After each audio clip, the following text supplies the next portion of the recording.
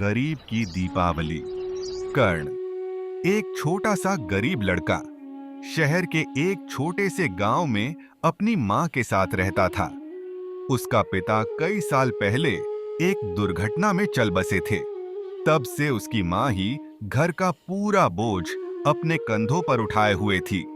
वह दूसरों के घरों में बर्तन मांजकर, कपड़े धोकर जैसे तैसे घर चला रही थी।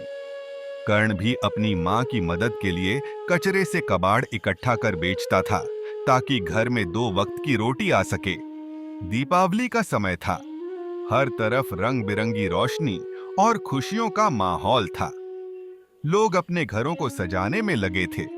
बाजारों में मिठाइयों और पटाखों की दुकानों पर भीड़ लगी हुई थी। कर्ण के घर में कुछ भी बदला नहीं था। वहां सिर्फ अंधेरा था।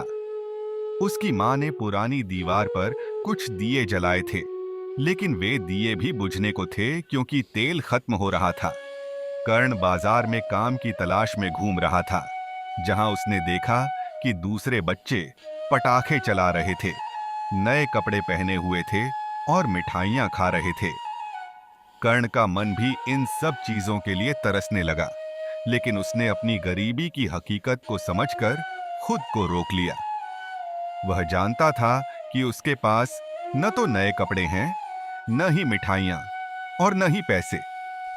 फिर भी वह उदास नहीं हुआ, बल्कि एक गहरी सांस लेकर मुस्कुराया और सोचने लगा कि दीपावली का असली मतलब रोशनी और खुशी है, जो दिल में होनी चाहिए, न कि सिर्फ पैसों से खरीदी जा सके। शाम होते ही कर्ण कचरा बीनने निकल पड़ा, लेकिन उस दिन उसका मन कहीं और था। वह सोच रहा था कि किस तरह वह अपनी मां को खुश कर सके। तभी उसे एक पुराने खिलौने की दुकान के बाहर कुछ फटे पुराने पटाखे मिले, जिन्हें किसी ने फेंक दिया था।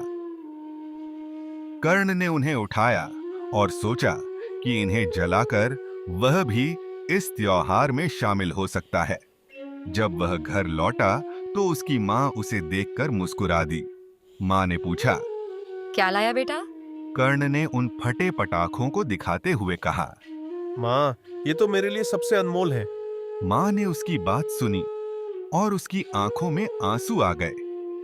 वह जानती थी कि उसका बेटा कितना कठिन जीवन जी रहा है, लेकिन उसने कभी अपनी खुशियों की उम्मीद नहीं छोड़ी। उसने कर्ण को गले लगाया और बोली, तू ही मेरी असली दीपावली है। फिर उन्होंने मिलकर उन पटाखों को जलाया। कुछ फूटे, कुछ नहीं, लेकिन उनकी हंसी पूरे माहौल को रोशन कर रही थी।